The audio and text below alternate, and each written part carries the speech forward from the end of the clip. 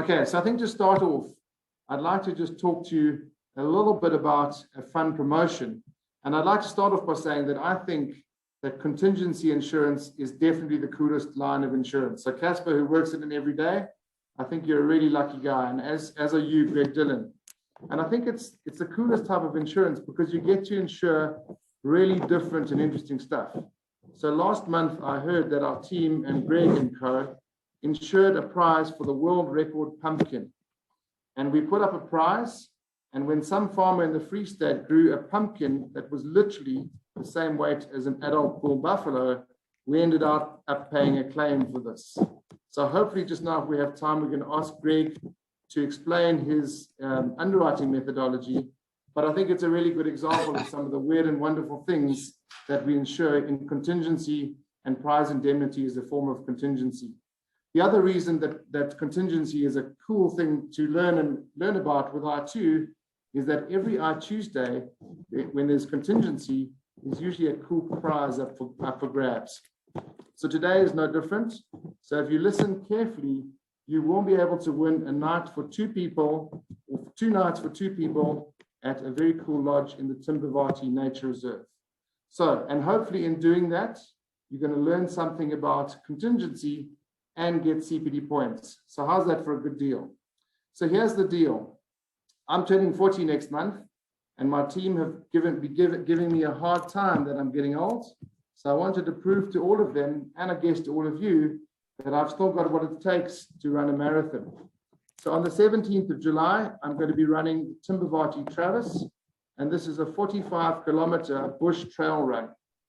And I want to show you an example of how we can use prize indemnity to promote a cause. So prize indemnity is a great form of insurance because you can use it to promote sales or a cause. And in this case, it's raising money for charity.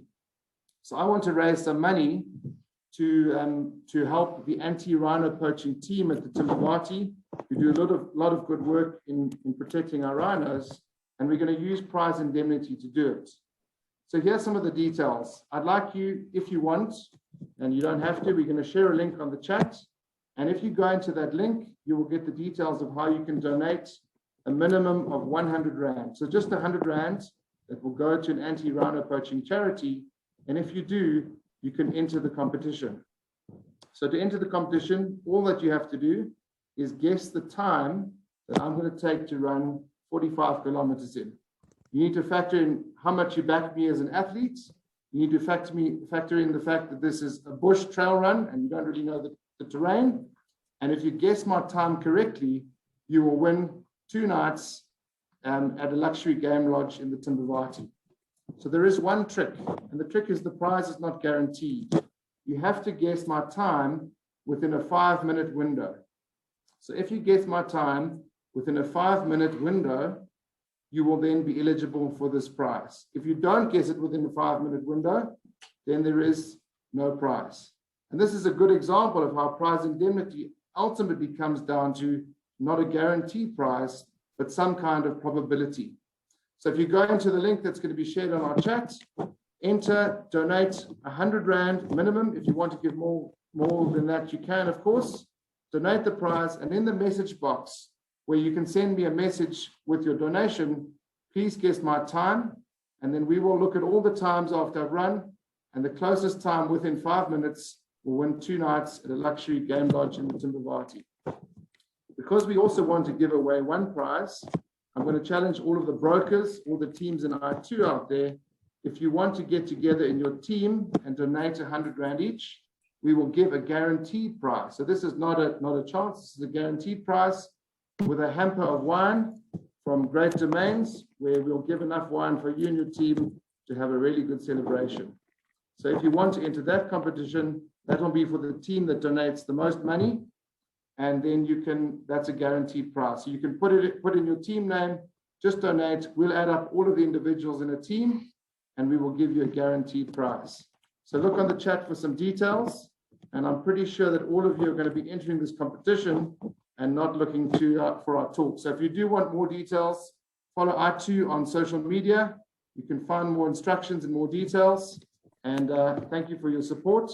And hopefully it's a bit of fun as well, where we can support a bit of a good cause and of course, learn a bit more about contingency, and in this case, prize indemnity. So on that note, I would like to welcome Greg Dillon, and Greg Dillon is our head of, I guess, contingency, sport and entertainment at iTOO, and Greg is going to be introducing you to the speakers, and we're going to have a little bit of a panel discussion today about contingency and what's going on in the markets. And Greg, if we do have some time at the end, I am going to ask you very publicly how the hell we underwrote this pumpkin that we paid out a claim for last month. Thank you very much to all of our brokers for listening, and we look forward to a good discussion. Cool. Thanks, Just. Much appreciated.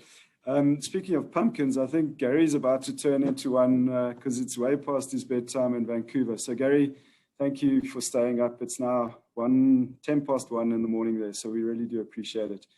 Absolute pleasure. Sort of a high level on the context for both of our speakers today, but just very briefly to introduce Gary.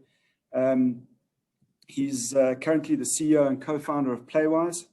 It's a digital platform which allows athletes to create, find, and score sporting, educational, and brand opportunities around the world. And a very cool, and I've seen some of the insight into this, and Gary, good luck with that business. It really looks fantastic. He's worked in technology for nearly 3 decades as a founder, an investor, a director, and a mentor, and has many years of insight into the worlds of sports, technology, and business. And I'm honored to say I played alongside Gary in the South African hockey team, particularly when we went up to Nairobi in 1993, so that's dating us. And we won the Africa Cup there. He then went on to represent us at the 96 Olympics, amongst other many, prestigious events. And not only that, he also played ice hockey for South Africa, so a very accomplished sportsman. That's Gary in a nutshell, and we'll hear from him shortly. And then I'd like to formally introduce Caspar. Caspar is the senior contingency underwriter at Tokio Marine, HCC, where he's worked for 6 years. And prior to that, Caspar worked as a broker for Longreach International, now part of Tysers Group, having joined the insurance industry after 5 years of sport event management, consulting, and sports coaching, in particular as part of the London 2012 Legacy Program. So wonderful insight into the world of sport and events that he brings into a practical operational view as a contingency underwriter nowadays. So thank you both for your time, and we really appreciate having you here. So Justin waffles a lot, and he has waffled a lot today. So we're going to get straight into the meat of this. And Caspar, I'm going to turn to you more as the insurance expert today, to tell us, and I've given our sense of it as iTOO based out of here in South Africa, but tell us the impact of COVID-19 from your point of view on the events cancellation market, if you don't mind. Yeah, sure. First of all, I'd just like to say hello to everyone. I think I may have met some of you a couple of years ago when I was out in South Africa doing the road shows, and yeah, I think Greg has conveniently used the timing as an excuse not to tell us about his pumpkin, but we all do want to know that, so I'm sure that will come up at the end. So yeah, going straight into it, the impact of COVID on the event cancellation market. It's been a pretty tough 14 months. I guess it started to hit home the end of January last year that this was something which wasn't going to go away, and it was spreading, and it was going to be serious. I guess the headline topic is the claims. So we'll start with those. And I think the last count towards probably October, November last year, we were at globally $8 billion in contingency claims alone for COVID-19. We estimate that that's going to go out towards 9 billion, especially if the Olympics is appropriate slightly, especially if that ends up not going ahead at all, then it really will push it out. And I think there are more claims to come, because plenty of policies bound in 2018, 2019, which were long tail, kind of 3 to 4 year policies where the events haven't gone ahead. There'll or won't go ahead. There'll be events that will go ahead this year, but there'll be reduced crowd capacity, there'll be reduced revenue, so there'll be partial claims. And one of the I guess one of the sort of more interesting areas is the non-appearance, because when COVID hit and international tours were stopped, they weren't at that stage outright cancelled.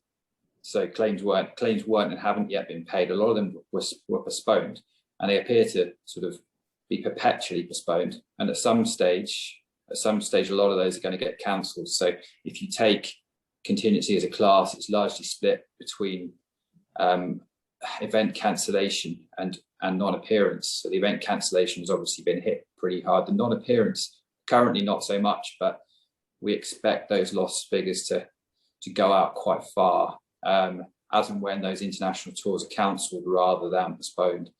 And I guess in the context of gross annual premium, again, we estimate probably $400 million is the annual gross premium written worldwide. So if you pull that back to net, look at it as a loss ratio, I mean, it's 2,500% for last year. And I think, you know, with the non-appearance claims and the other events, that'll go out. So yeah, it's been quite trying. I think it's, you know, contingency in the grand scheme of insurance is quite a small niche class, but it's certainly put it to the forefront of many company CEOs. Yeah, no, absolutely. I mean, I think you and I have been speaking a lot over this period, and I mean, we've talked about people staying, you know, the pace in terms of the market. So what has that fallout been with the market itself? I mean, what are you guys seeing in London? Yeah, so I mean, the global picture in terms of individual markets, I'm not entirely, you know, I'm not sure, but if I look at, I guess, London as a microcosm of that, which is, as you said earlier, is probably, you know, where a lot of the world contingency insurance ends up. I think we had probably between 20 and 25 markets who are regularly writing contingency policies. We lost 5 or 6, so 5 or 6 markets pulled out of the class entirely. I think some of it purely as a result of COVID-19. Some of it, I think COVID-19 exacerbated prior losses and poor underwriting results. And I think, interestingly, we've also seen probably 3 to 4 markets immediately step into the class. People have looked at it as an opportunity. People have thought this is, you know, the coverage may reduce, the rates may increase. The events and entertainment industry will pick up. It will come back. It will be bigger and better than ever. And people need insurance, and so I think some companies have seen it as a great class to get into, and now's the right time to do it. So we've had, you know, quite a few people in the London market have lost their job. Some people have kind of walked out of insurance altogether. Some markets have stopped. Some have moved positions, and even within the companies that are continuing to write contingency, there's been a huge movement of people. Depending on how different companies have dealt with it, depending on how management have looked at it, I think there's been a lot of pressure put on certain individuals who've decided to draw a line under it and go and start afresh somewhere else. And so, yeah, it's quite a messy marketplace at the moment. It's pretty volatile. Yeah. No, I mean, I think, you know, we've taken a view down here that we've got to stay the pace, and, you know, our management have elected to do that. You know, and we realize that it's, you know, it's not an isolated environment for us. And as I want to make this sort of known to the broker community, that we are taking the long-term view on events, in particular cancellation. And we realize we're all in this together. Your clients as event organizers, the commercial rights owners, everybody linked, the sponsors, you know, right through to the brokers and ourselves, have to just stay the course on this, and it will recover, but it's not going to be anytime, miraculously soon. But maybe, Gary, on that note, maybe I could ask you just to give us a little bit of your context and experience in particular over this period. We've heard from Caspar how decimated the contingency market has been, but what are you seeing from a sort of being closer to the players and the clubs and the agents themselves, building this platform Playwize of yours and hearing from them firsthand how they've all been affected? Yeah, Greg, if I can steal Caspar's word, there's messy, and there's just nothing normal going on in the sports world and what we've been doing, and maybe I can just share a bit of our background to the extent that how it had an impact in the sports world. I can share a little bit about where we came from and why we've had to pivot through this process. And then to think about the sports sector, you really need to think about the different personas that we work with. So we work with teams, we work with agents, we work with brands, we work with, specifically, we focus on the athletes. But where we came into the market was really, my background, as you said, is a couple of decades in technology. And most recently, about 7 years ago, I was involved in Canada's first listed blockchain company. And out of that, I really wanted to get back to my two greatest passions in life, being sports and technology. And so we started building this platform. And really, we were focusing on back office efficiencies around how we can bring blockchain-enabled smart contracts to run athlete contracts. Because I think most people know the world of athletes contracts is PDFs and spreadsheets. It's just an analog mess, and there's mismatches in reconciliation. It's a back office mess. So we started to automate that process, and we spoke to the Canadian Premier League, Major League Rugby, English Football League. We were going really well. And then COVID came along and just completely wiped us out, because obviously, these organizations now, from going along really well with selling hot dogs, selling beers, selling concessions, selling merchandise, to completely wiped out trying to work out whether they should keep their athletes or not and what they do about that. So from our perspective, trying to sell back office efficiency software just wiped us out completely. So we had no alternative but to pivot. And we pivoted to really look at a marketplace, which is what we just launched now. And we're hoping that we kind of paddling into a wave, because the reality of the impact of what's gone on is there's really a lack of opportunity, or it's very difficult now for athletes to find opportunities, and there's a limited number of opportunities. So, and if you pick through those athletes, if you pick through those personas at an athlete level, every level of athlete is impacted. So we address schoolboys and schoolgirls, we address academy students, we address amateur athletes, and we go up to the professional athletes. And schools and universities and academies are delayed, so there's no opportunities for them to go to. Professionals got involved in furloughing discussions. In North America here, it's very, very strongly collective bargaining driven with professional associations. So that whole kind of discussion had to break out. That changed by sport, depending on what you prefer. In Europe, it's less collective bargaining driven. It's more open season, not quite that open season, but so everybody was scrambling, working out how they're going to look after the athletes. In the middle of all of that is the agents. Agents are now sitting in a position where there's an extensive number of athletes looking for opportunities, but there's no opportunities. So they sit on an abundance of opportunities. There's more athletes coming through schools and universities and academies looking for opportunities, but there's no opportunities. So there's a bottleneck in the system. The whole supply chain is just kind of stuck. And then from a team's perspective, they've got to do what they've got to do to survive. How do they get, their focus is on fan engagement. How do they get back to revenue as fast as they possibly can? And things that they were looking at previously, like stadium optimization, capital projects around that have been deferred. And then if you start to talk about events, I've been exposed to quite a few events. One of them is actually a friend of mine down in LA. Was about to start an event, very big name athletes, track and field and swimming athletes. They were going to do events on TikTok, and they were just about to launch about 18 months ago. And fortunately for them, they delayed it. But since then, and they spent a lot of money on the whole brand and the whole infrastructure, and a crazy amount of money on the capital outlay to get this going. And they've just had to shelve that and kind of, okay, we'll do it next month, we'll do it 3 months, we'll do it in the next 6 months. And one of my co-founders is a guy that played in the German Bundesliga, and he played at the LA Galaxy. He's a Canadian that came back here, and he started the Canadian Premier League, which is 10 franchises up here, and he owns Pacific FC, which is one of the franchises. You know, they stood that league up literally 3 years ago, and the second season was wiped out by COVID completely. So that's the entire franchise operation. It's like Major League Soccer, MLS, but up here in Canada. So they're really struggling. And then, you know, we spoke about the Lions tour earlier. Yeah, it's just crazy what's going on at a different level.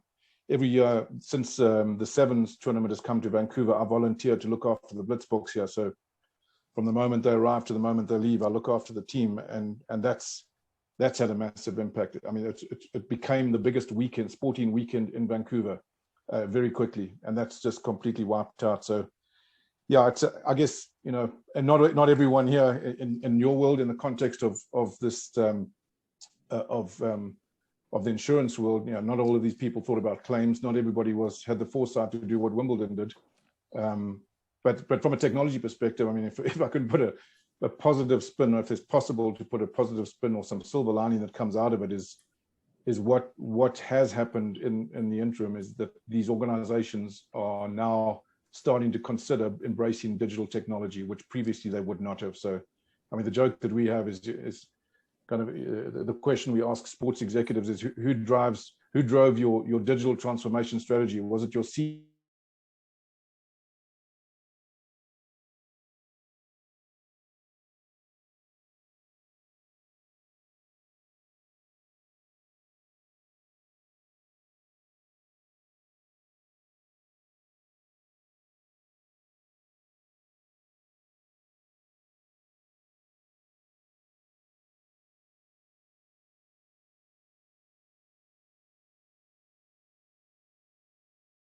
events themselves, those that had insurance, you know, how's that impact through the wording and the policies themselves? Yeah, so it's a great question. It's very interesting. A contingency policy form, standard policy form, historically has not covered communicable disease as standard. But when policies are offered, communicable disease was offered as an optional buyback, so people could choose to take it or not for the relevant premium. So, I mean, I think if it had been covered as standard on all policies, I don't think, you know, I wouldn't be sitting here right now. I don't think our market would exist. But the interesting thing about it is that there wasn't really much conformity with the clause. So depending on where you are in the world, when you bought your policy, who you bought your policy with, how good your lawyer is, etc., it depends on on whether the claims are being paid. So, as an example of the different clauses, we had some which covered an outbreak of communicable disease first happening within 30 days of an event. We had some policies which covered communicable disease, but it named specific diseases. Or actually, I think, and then more interestingly, there were exclusions in policies that excluded specific diseases. And obviously, COVID was something which hadn't happened before. So, whereas some insurers felt they were protected by a communicable disease exclusion, they were actually only protected by an exclusion which would protect them against communicable disease which had already happened. COVID hadn't. So it wasn't covered. There are some policyholders who did not choose to buy communicable disease who are trying to pursue COVID claims under a kind of a BI type property damage argument, which lawyers are looking into. There are the clause which was in most policies. It protected insurers should a communicable disease occur and events were shut down with, you know, sort of a government or national mandate. However, in some territories, US being one, Australia being another, mandates tend to come regionally. They tend to come from the state. So there's arguments we had. Yes, we didn't buy the communicable disease coverage. However, your exclusion only excludes the loss if the mandate is national, and this is a state mandate. So it's, again, to reuse the word, it is messy. There are quite a few policies which were paid immediately, pretty clear cut. There's quite a lot where discussions will be ongoing for probably years to come. I would expect.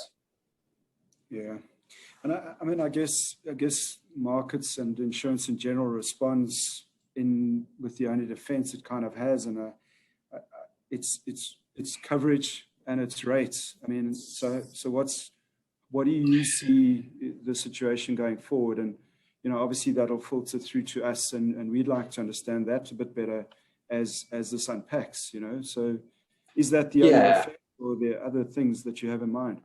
It's very difficult at the moment. I think the immediate response was to exclude COVID, which is a natural response.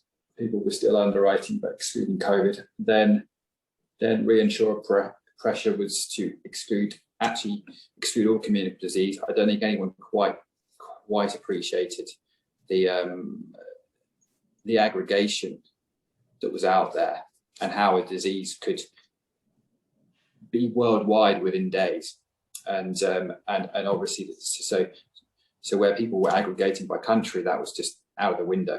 So I think it was that was the immediate response, and the long-term response it's really driven by reinsurers, who are now demanding that not only are they putting a higher price on, let's think for an example, an excess of loss treaty will probably cost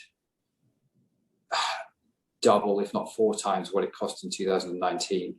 There are also then restrictions on all types of coverage, not just communicable disease. It will be if you're writing, reinsurers will mandate that if you're writing civil commotion, you must mandate it's first occurring within 30 days of an event and within 50 kilometers. So just so people have a better control over their aggregation. And it's been a tricky market to gauge, because, as you all know, policies dropped off a cliff because there were no events, so there was nothing to insure. And usually in the marketplace, you have a degree of consistency. Some markets are cheaper in some areas, some have different appetites, but where there's no policies, you have no gauge on what people are doing. And we've seen rate increases of between 25% and probably 250% on the same risk which were placed in 2019. And it all depends on which insurer is leading it, whether their reinsurance is renewed, whether they have to bring in enough premium to pay for their excess or loss. So it's been very difficult to work out where realistically the rating should be, and it's not starting again, but it's a very it's an interesting time. I mean, I think we know three of us in our team, and when a risk comes in now, that you don't have an immediate starting point. You look at it and you say, right, well, we've got to rethink. We've got to rethink this, both in terms of the rates we charge.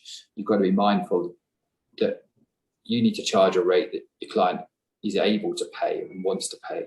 But you've also got to put some income on the books, and you've also got to pay for your reinsurance. So it's we're not seeing enough business at the moment to get a level of where that's going to land. It'll be, it's not going to stick at 250%, but it's going to be more than 25%. It'll end up somewhere in the middle. Yeah, I mean, I think that's the sentiment that we're getting as well from brokers who are obviously dealing with their clients who are throwing their hands in the air, going, can I cover it? First of all, everybody wants COVID cover because that's now top of mind. And how much is it going to cost us, And I think you alluded to it. I almost have the sense of we have to go back to school a little bit on what we offer as a product and frame it.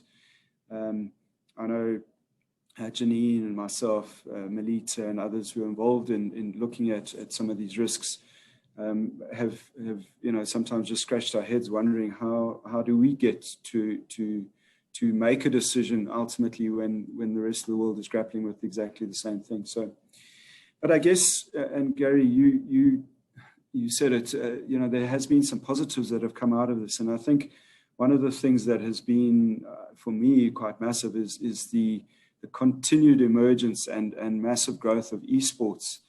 And I know that's something that you understand and that world, and you're seeing it a lot in that marketplace. So is it because of COVID that this enormous growth has taken place, or was it inevitable? And what are your opinions there?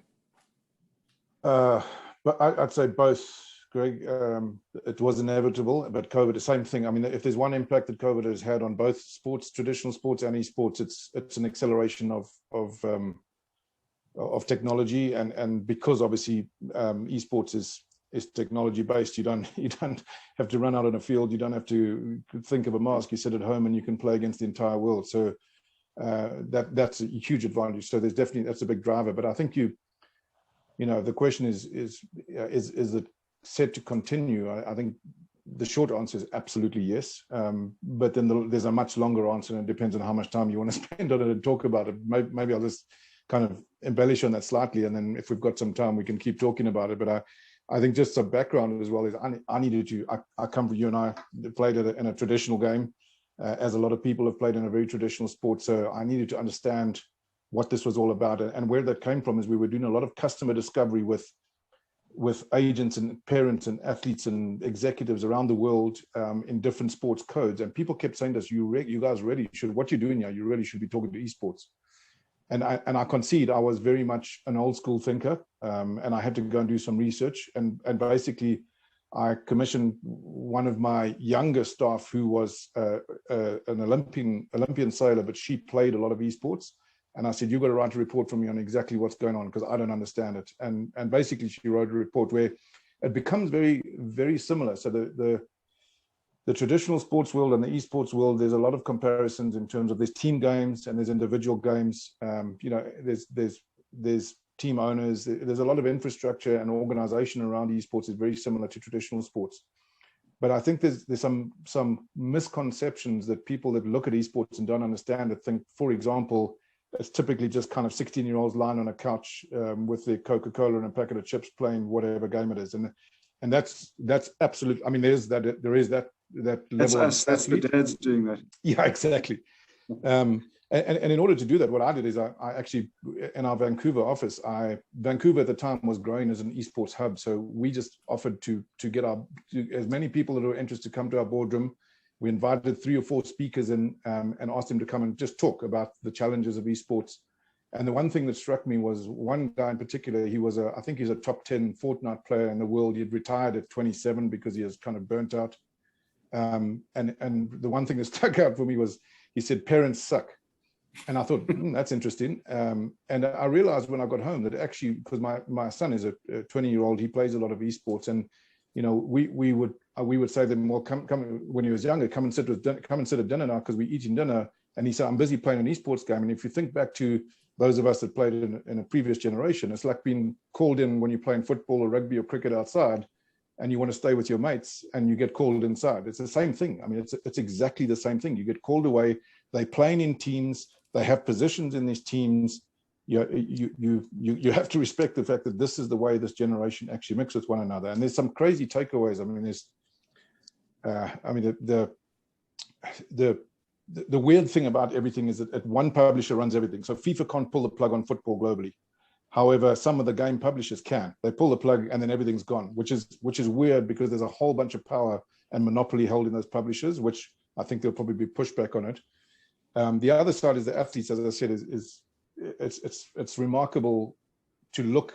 So if you think about the Springboks or the Proteas or the Bafana, these guys have got S&C, they've got coaches, they've got nutrition, they've got everybody around them.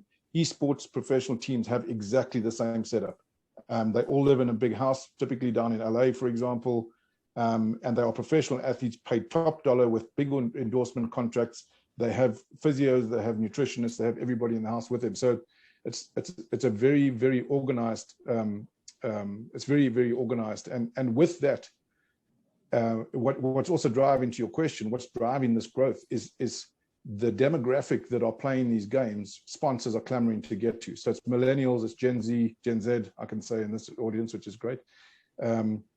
And so people are trying to get to the, sponsors want to get to this audience, and you're not going to find them in ice hockey arenas or on rugby fields, because these people are playing esports. So, and the kind of things that are happening there's a kind of a foundational shift I think it's happening. So, for example, the example we often use is, so imagine Ronaldo playing at Juventus. Most of the world knows Juventus. Well, most football supporters know Ronaldo.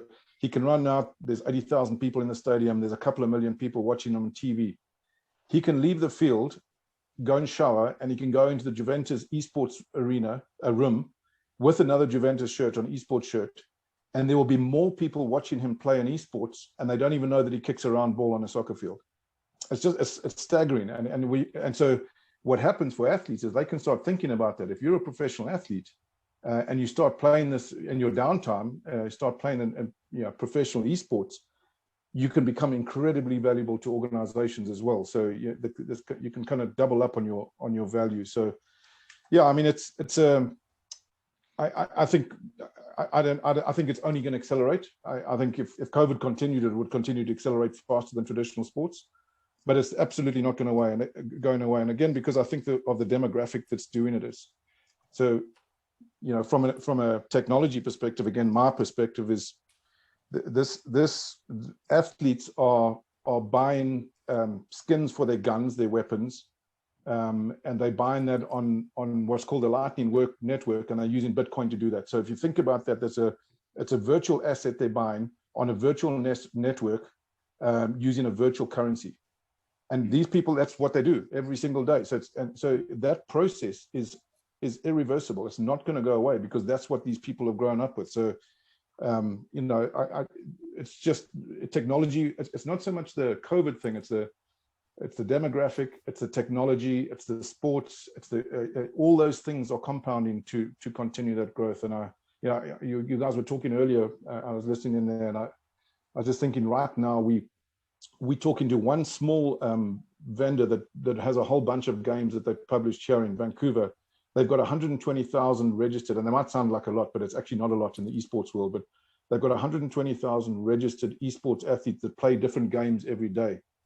And they've asked us to help them kind of run some smart contract behind the scenes for them. But I'm thinking there's possibly even a prize in there. I don't know your insurance world at all, but there's all sorts of events, all sorts of competitions, all day, every single day, and I don't believe it's going to go away. But it won't go away.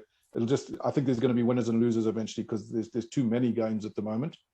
But there's also, if you think about the reach, so you can get 80,000 people into a football stadium. If you get a really good game, you can theoretically get a couple of billion people watching one game. Sure. No, I mean, we all know since February last year, there's no going back. Normal is no longer normal, and for us traditional sports men and women, you have to morph, and you have to adapt, and so much so, so much more so, I guess, for the clubs, the rights owners, the people with skin in the game in terms of how to control all of this. But I mean, well, that's where, sorry, if I can jump in there, that's where it starts to get quite traditional again, because so for example, you talk about the rights owners, you talk about the teams and that, but your Fortnite have gone out on a franchise model. The Fortnite franchise for Vancouver was bought by by the family that owned the NHL team and the National Lacrosse team. It was $30 million 2 years ago. 30 million Canadian dollars for a Fortnite team, and that's obviously escalated. So and so what's happening is, even in the esports world, it's becoming the bigger brands, the bigger franchises are the domain of the billionaires that can afford to buy these big brands. It's questionable whether they're going to get a return on that 30 million and how they're going to make that return. That's another subject. But that's if you want to buy a Fortnite franchise or some of these big brands, you got to shell out big money now. So, and I see quite a few questions coming up about esports. Is it really? And I think that answers the question in many respects. It's here. It's a commercial, entity. Caspar, maybe, I mean, we've talked about morphing the policy and the wording and the coverage into this virtual environment. And I know you guys have developed something like that. But I mean, this recovery, let's talk good news. The recovery is going to happen. And do you see this as part of the business picking up and you starting to see markets and requests coming back into the market there? And obviously the inclusion of things like esports and virtual conferences and the like. Yeah, absolutely. So if we split this into two, I think I'll talk briefly about the I guess the resurgence of standard sort of traditional events, and then I can talk about more about what we have seen in terms of events which have emerged almost faster or because of COVID. So I think we're definitely seeing a recovery. It's obviously linked. It's obviously geographically linked to parts of the world who have had faster vaccination programs, or parts of the world which are more isolated, so they can recover faster. So I think Australia and New Zealand. I mean we work globally, and Australia and New Zealand picked up pretty quickly with a few hiccups. I think one of the slides earlier showed Byron Bay Blues Fest, and that was quite an interesting one. They were given the green light to go ahead. Absolutely fantastic. It was a $10 million event. The day before, one person 2 states away had COVID. They pulled the whole thing.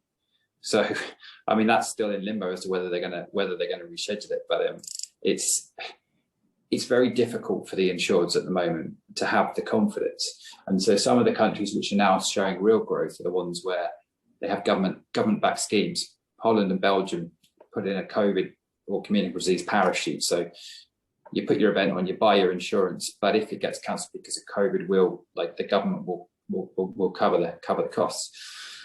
And we're absolutely seeing an upturn. We're now seeing events with spectators. We're now insuring events with spectators. Some of the bigger events came in for insurance anyway. Australian Open had a few spectators, but the bulk of their revenue is derived from TV rights, sponsorship, etc. So they've still got a lot to lose if it gets cancelled. Some of the big golf events the same. I think long term, we probably, I think 2022, we expect our revenue to be back at 2019 levels, and we think that the sports and entertainment industry is here to stay. We're going to see the same traditional events happening, but we're also, I think as Gary alluded to, we're going to see different types of events. And so if we just talk about briefly what we've done is, in terms of new products, is that we looked immediately at designing a virtual event policy. So going forward, we see virtual events are going exactly like this. They're going to be here to stay. There's going to be less traveling. People are going to be doing more of this. There are also going to be events whereby, they're going to be hybrids. So there might be a physical event taking place in the US, but they're going to be broadcasting it live globally. This is a conference. And also, I think people are going to see it as a revenue stream. So you have a Taylor Swift concert, the O2 Arena, tickets sell out in 10 minutes. But if you pay $10, you can watch it on a live stream. And so I think people are going to really are going to learn from this. And virtual events, I think, are here to stay. And as a result, we've developed a wording for it. We're constantly adapting it based on learning. And similarly with esports, we have an esports wording. It's very much in draft at the moment. We're still learning about it. We're still learning about what could go wrong and the different types of esports events. Some of them are physical esports events. The teams turn up to a full stadium of people. They have huge esports arenas. People pay to go and watch. They sit and watch it. It also gets broadcast. Some of them are entirely virtual. People sitting in their rooms in their houses doing it. So it's quite a complex sport to insure. But again, we have a wording and we're building towards it and we're developing it. We're looking at I think another thing which came at the wrong time is that Lloyd's decided it was going to exclude cyber acts from all policies, all contingency policies going forward. it happened at the same time, obviously, as the communicable disease exclusions, and so coverage on the policies were reduced. But we've been working with our cyber team here to try and build a partial buyback for that. And yeah, we're looking at the future pretty positively here. I think as a company, we've had very, very supportive management, like you guys. We're here and we're here to stay. It's something that it's an area that we're staying in. We haven't had anyone leave. We haven't had anyone made redundant because of this. We've just developed we call it our major sports facility. So it's a 50 to 75 million US dollar line for major sports events. And so I think that, ignoring the doom and gloom, which probably made up 90% of my presentation, I think going forward, there's a lot of positives to take from this, albeit everything we've learned from this in terms of wordings, in terms of clarity, also in terms of the different types of events which are emerging, and the fact that it is an industry which is desperate to get back to where it was and grow, and we're going to be here to be part of it. Yeah, and thank you. I mean, it is good to finish on a high. I mean, just this morning, Janine and I had last night and this morning, a request on a esports liability request. So obviously in a stadium, and it just shows that times are adapting, and people are looking for the opportunities. And if you're going to put people anywhere in event space, you need the liability coverage, and no doubt after today they'll be asking us for some cancellation coverage as well, which is great. So we are seeing the marketplace adapt here. Obviously, we're a long way off in terms of our vaccine program, and I think I've been very close to some of the associations in the event space that are trying their best to convince government that it's time, but obviously without the full rollout, it's difficult to convince anybody that it's safe. But there are certainly protocols and ways forward that the event organizers are trying to find.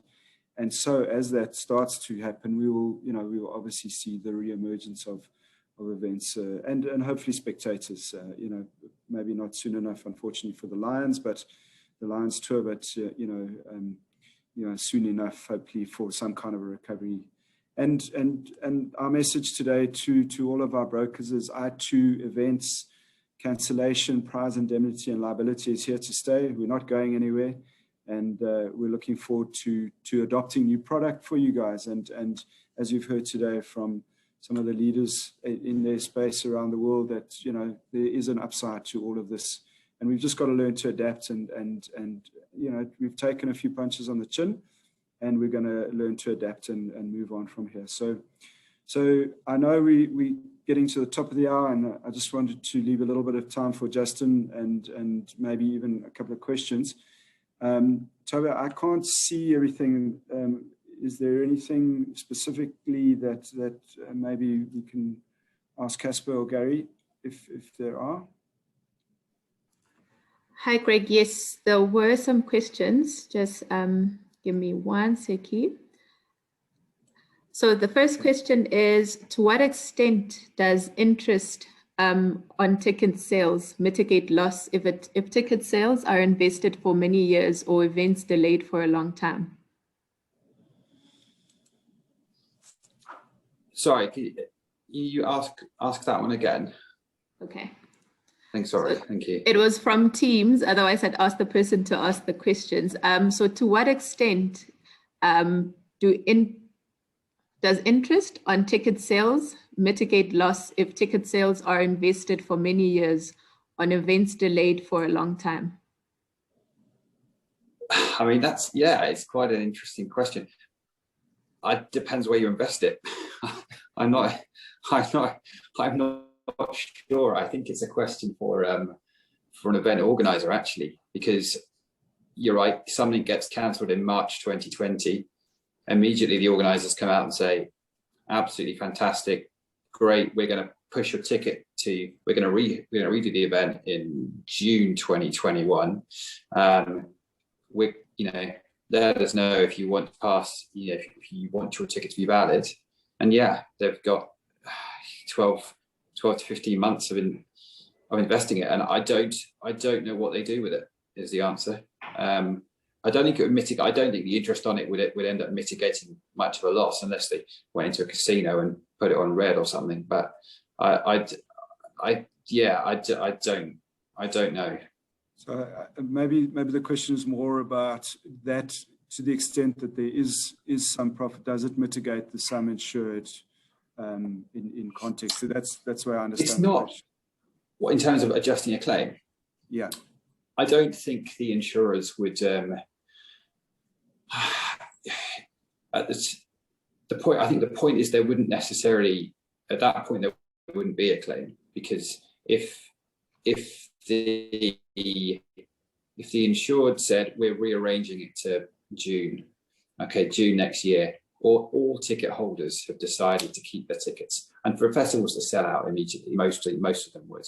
So I think you're then faced with a mitigation claim, as you say, which would be additional expenses. And so the claim would be, okay, well, fine, what's it going to cost you to move it? What have you already spent on this that you can't claw back? They'll be able to negotiate a lot of the rent, maybe a lot of the equipment hire, and the claim would end up being those mitigatory costs. I don't. At that point, when that claim was adjusted, you wouldn't be able to look at that and say, oh, well, actually, you're going to make X percentage in terms of interest on tickets over the next 12 months. It'd be impossible to know. So I don't think it really makes up. It certainly would be a consideration, but I don't think it makes up much of the mitigation. Yeah. No, thank you. Thanks for that. And Justin, you asked a question earlier, and I think Gary answered a lot of that in his. In fact, while we were just talking broadly, but is this really a sport, esports, Gary? I mean, and I think you've answered that very much so. And is it big business? Is it here to stay? And I think unequivocally the answer is yes. And we've just got to adapt. You with your technology business, us with our insurance coverage in context, and how that applies to the contractual side and to the potential cancellation of those events. Would you agree with that? 100% agree with it. Yeah, and it's you just go back to analogies. I can sit and watch Masters golf for 4 days solid. I won't get off my chair, but my son will not watch that with me. But he'll say, come and watch me play Fortnite. And he's with his mates there. I'm chatting on WhatsApp to my mates around the world watching the Masters. That's how that generation engages. That's their social That's their social release. That's where they meet people. That's just how it works. And there's a generational issue that's going on there. Those of us that are the other end of this end of the generation, this end of the spectrum, we just need to acknowledge it. Yeah. I mean, my wife actually. A great quote this morning. She said, we're from the generation that looked for frogs and things, and you're from the generation that looks for Wi-Fi connectivity. We're different. Yeah. And the base of Maslow's hierarchy of needs is Wi-Fi. It's certainly true. And there's a comment in the chat here about Gran Turismo has been included as an Olympic sport. So, times have changed. We must move on, and we must adapt, and we must make sure that we stay with that. Exactly, and so that's why. So we could go on for hours about esports. So IOC have realized that someone can eat their lunch. So they're embracing a few sports, but that's now annoying a lot of sports that weren't embraced. But in the meantime, there's an Olympic Games also starting, and the IOC can do absolutely nothing about it because they have no rights to that game. So yeah, there's some fundamental shifts going on just generally, and so. Yeah, it's a long discussion, and I think you're actually avoiding the question of how you underwrote the pumpkin. Yes, no, we're getting there. And before we do, I just want to just acknowledge some of the comments here about face-to-face, is obviously best. We all want to go back to our music festivals and sports events and so on, and we long for those days. So yeah, we might not have answered all the questions. To the extent that we haven't, we'll obviously get back to everyone in writing. And then, Justin, perhaps I can ask you So guys, thank you very much. From my point of view, I really appreciate your time and giving up the time. And just to your question about the pumpkin, before you conclude for us and tell us more about your run.